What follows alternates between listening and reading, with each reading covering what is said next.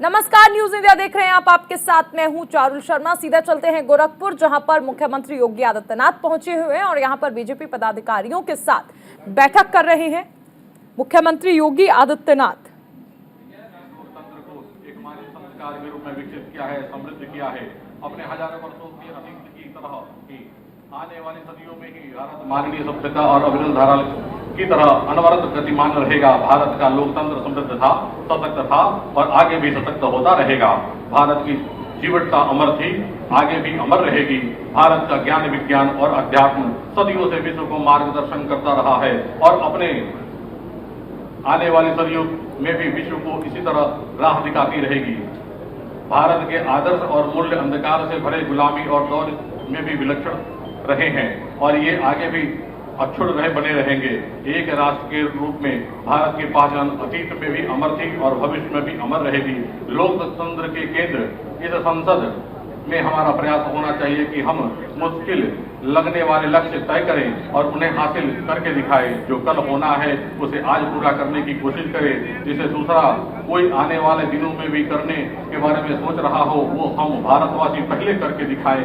आइए अपने लोकतंत्र को समृद्ध करते हुए हम उस वेद वाक्य को आत्मसात करें जिससे कहा गया है कि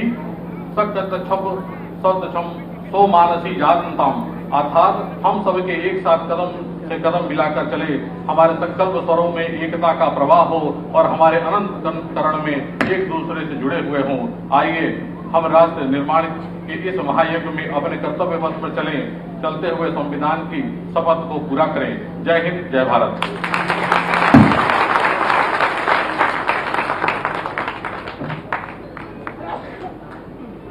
अब मैं राष्ट्रपति अभिभाषण संगोष्ठी के इस कार्यक्रम के हम सभी के आस्था के केंद्र परम पूज्य योगी आदित्यनाथ महाराज जी को सादर आमंत्रित करता हूं कि हम सभी को अपना आशीर्वाद प्रदान करें।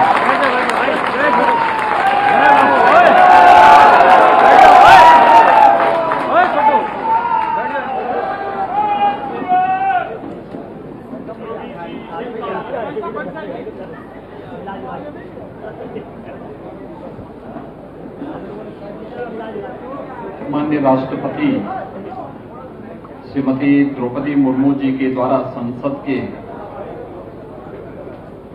संवित सदन में दिए गए अभिभाषण का पाठ अभी यहां पर भारतीय जनता पार्टी बसारतपुर प्रथम शक्ति केंद्र के 4 कार्यकर्ताओं ने यहां पर वाचन किया है।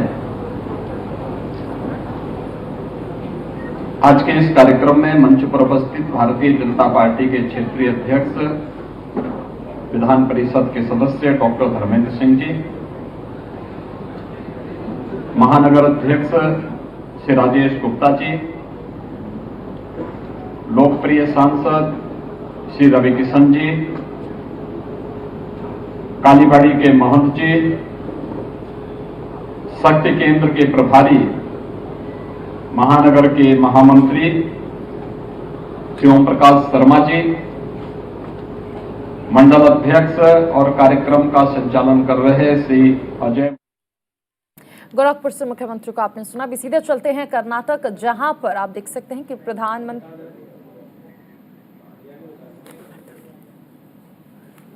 प्रधानमंत्री नरेंद्र मोदी मिशन कर्नाटक पर हैं और यहां पर देखिए जो लोग पहुंचे हैं उनका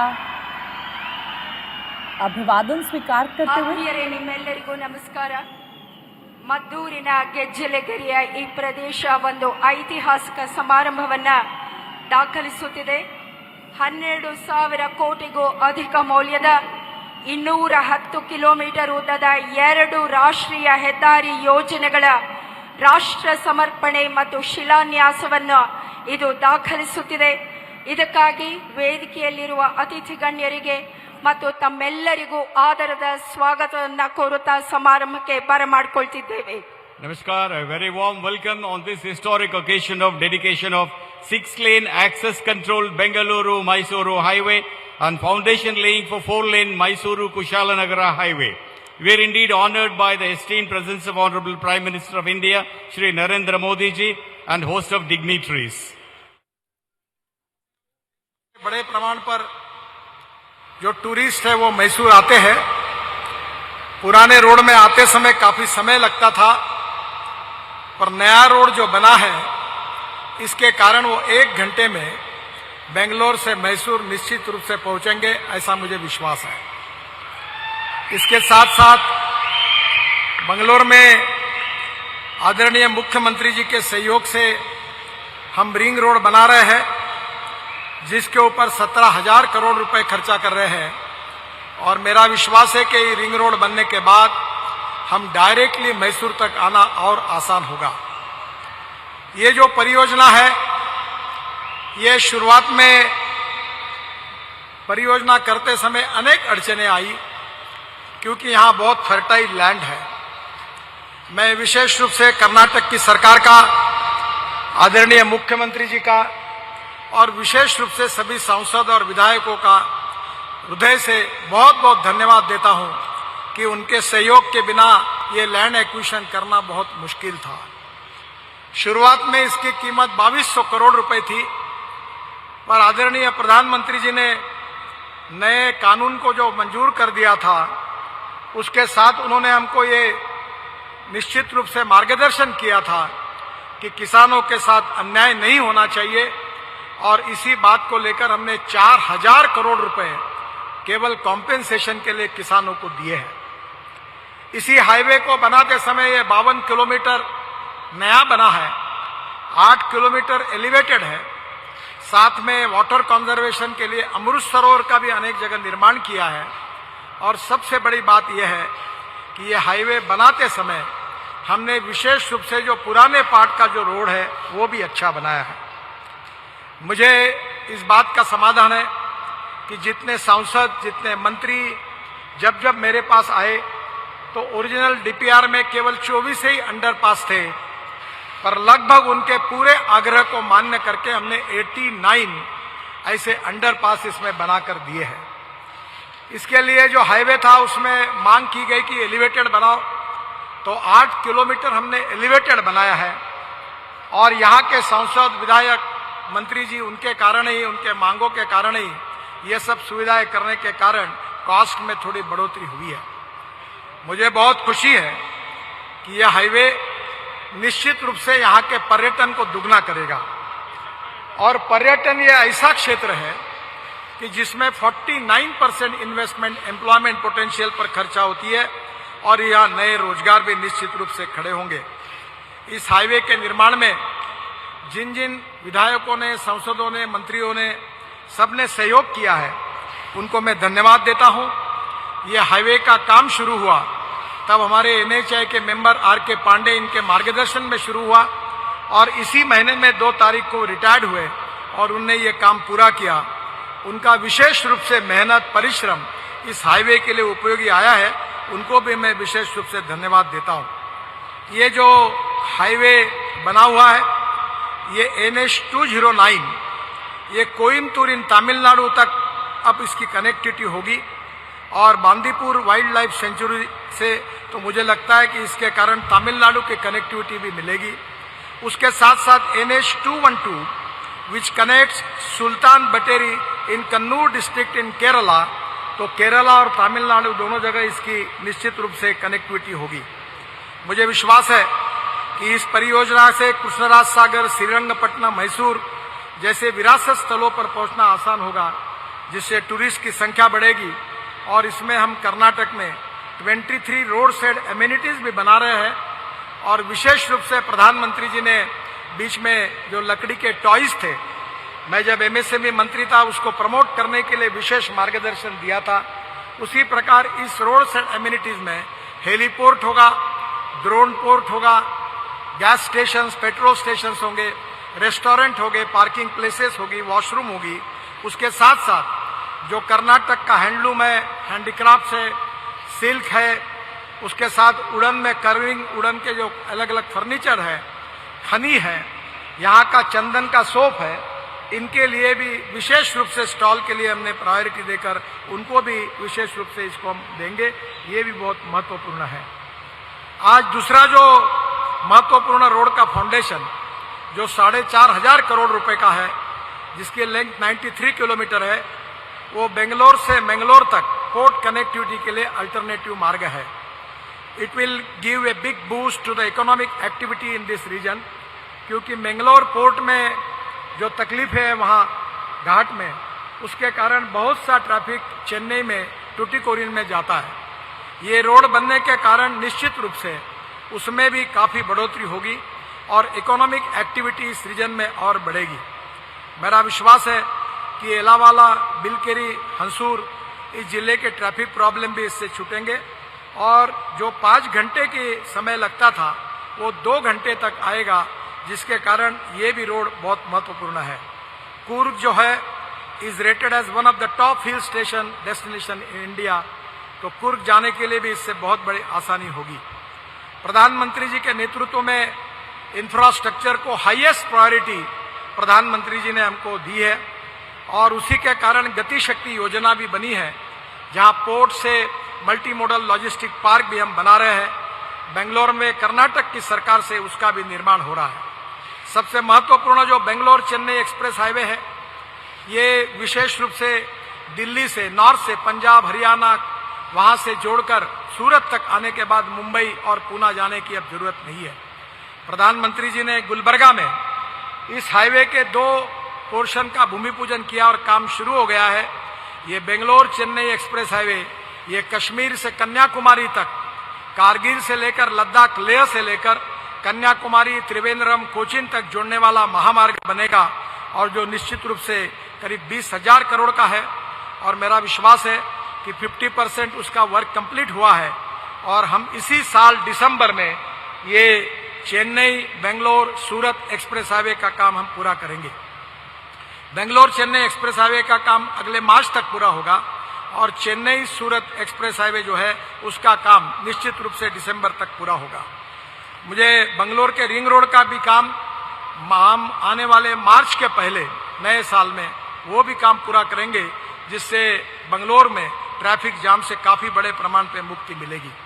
हमारी विभाग की ओर से प्रधानमंत्री जी के मार्गदर्शन में हम करीब 2 लाख करोड़ रुपए के काम कर्नाटक में कर रहे हैं और मेरा विश्वास है कि आने वाले समय में 2024 तक करीब 3 लाख करोड़ तक के काम मंजूर है, जो काम हम करने जा रहे हैं।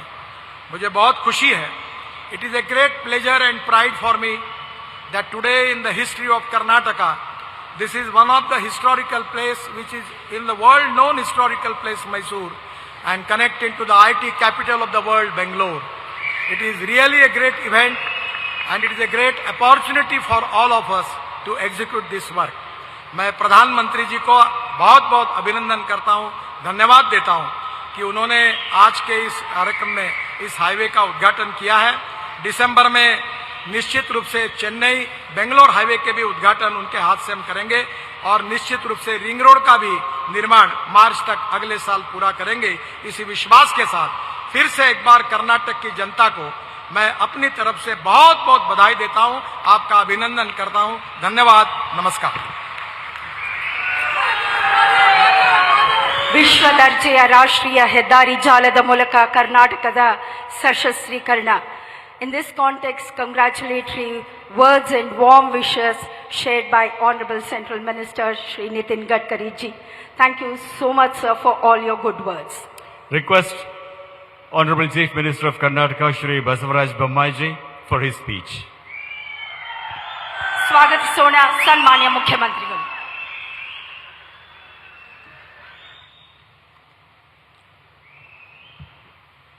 ಎಲ್ಲರಿಗೂ ಸಕ್ಕರೆ ನಾಡಿನ ಮಹಾಜನತೆಗೆ ನನ್ನ ಹೃದಯಪೂರ್ವಕವಾದಂಥ ನಮಸ್ಕಾರಗಳು.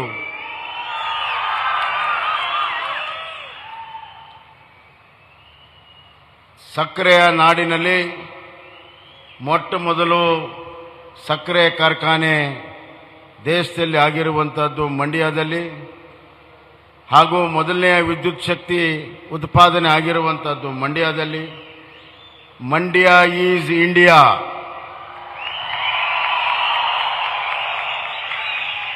ಇವತ್ತಿನ ಬೆಂಗಳೂರು ಮೈಸೂರು ಸೂಪರ್ ಹೈವೇ ಇಡೀ ಭಾರತ ದೇಶಕ್ಕೆ ಕನೆಕ್ಟ್ ಮಾಡ್ತಾ ಇದೆ.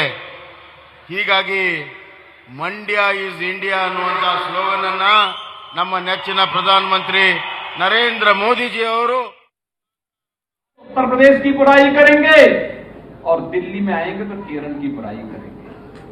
ये इन लोगों की फितरत है, इसलिए इन चेहरों को देखने की आवश्यकता है। ये लोग देश की संसदीय परंपराओं को, देश के लोकतंत्र को कमजोर करना चाहते हैं और उसके माध्यम से फिर उसी विरासत को आगे बढ़ाना चाहते हैं जो उन्हें खानदानी विरासत मिली है। बांटो और राज करो, जाति के नाम पे, क्षेत्र के नाम पे, भाषा के नाम पे, तमाम अन्य वादों के आधार पर समाज को विभाजित करने की उनकी मानसिकता, ये विभाजन की और देश को ले जाने के जो कुत्सित प्रयास हैं, उनकी इन किसी भी उस षड्यंत्र को सफल नहीं होने देना है।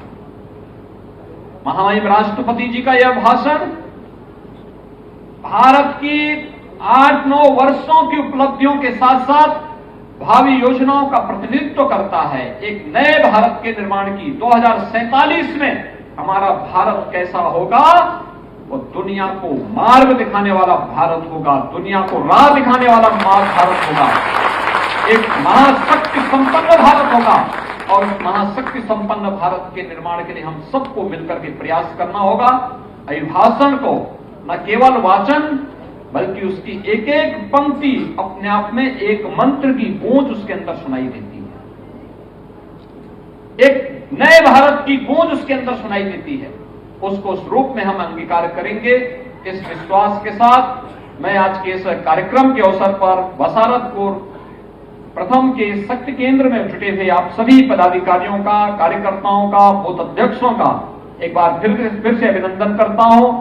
महानगर अध्यक्ष जी को इस पूरे आयोजन के लिए हृदय से धन्यवाद देता हूं और विश्वास व्यक्त करता हूं हर एक शक्ति केंद्र इस प्रकार के आयोजन के माध्यम से महामहिम राष्ट्रपति जी के अभिभाषण को हर एक कार्यकर्ता तक और नागरिक तक पहुंचाने का कार्य करेगा। आप सबके प्रति मेरी शुभकामनाएं। जय हिंद।